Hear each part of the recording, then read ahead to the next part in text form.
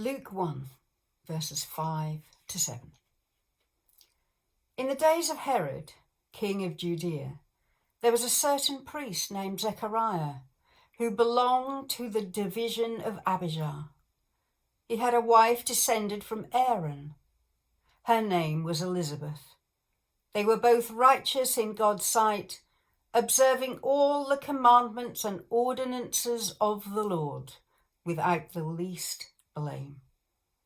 Nevertheless, they had no children because Elizabeth was barren. They were very old. Now the story of Zechariah going into the temple, into the Holy of Holies to perform his duties, is my favourite story, especially to tell at this time of year to school assemblies.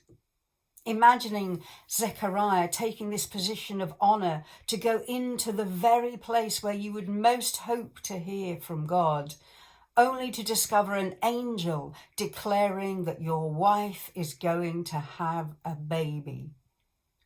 You are old. Your wife is old.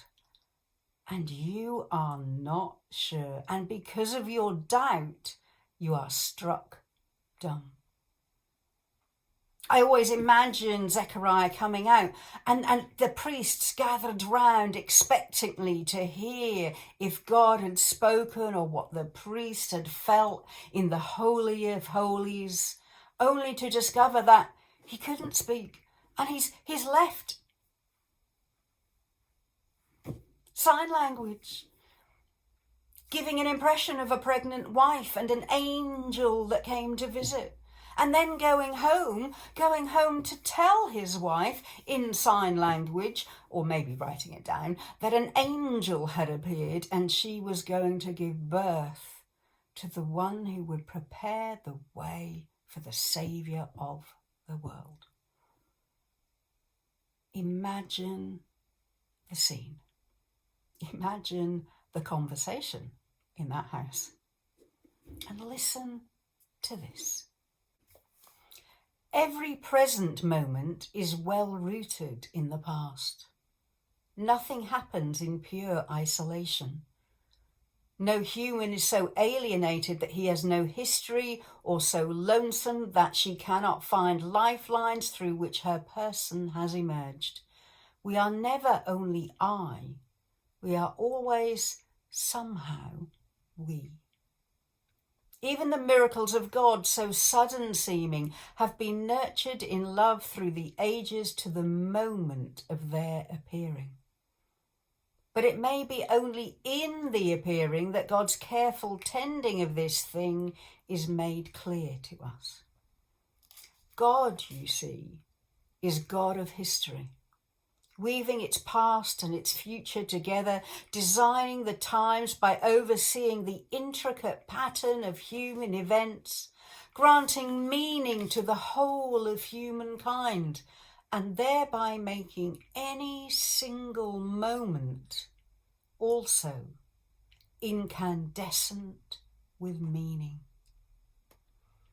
So here you are, my friend, this year, this day, this particular moment, bowed down in meditation and preparing for the coming of the Lord.